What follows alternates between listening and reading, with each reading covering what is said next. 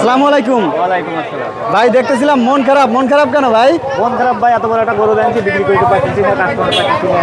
আচ্ছা, বিশাল এক গরু কিন্তু বিক্রি করতে পারতেছেন না। ওইটা আছে 900 কেজি। 900 কেজি উঁচু, অত দেখা গেছে আপনার সমান সমান হবে। দাম আমি চাইছি 6 লাখ, 4.5 লাখ 70 বলছি আর কি। 4.5 লাখ। বড় বড় গরুর কাস্টমার কম। হ্যাঁ এখন কি দাম দর বলতেছে? হ্যাঁ কতিছে। আচ্ছা, কত হইলে ছাড়ার চিন্তা ভাবনা আছে ভাই? এখন ধরুন আটা নাই, 5 হলে ছাড়িয়ে দেবো। 5 হইলে ছাড়বেন? 5-এ কি লাভ হবে না লস হবে?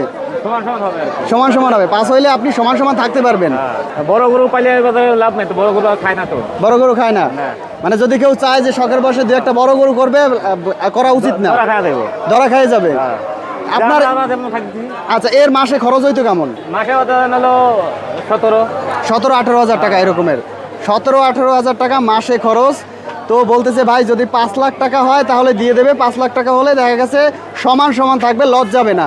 আগামীতে কি বড় গরু পালবেন? না, আর বড় গরু পারবো না। বড় গরু আর পালবেন না?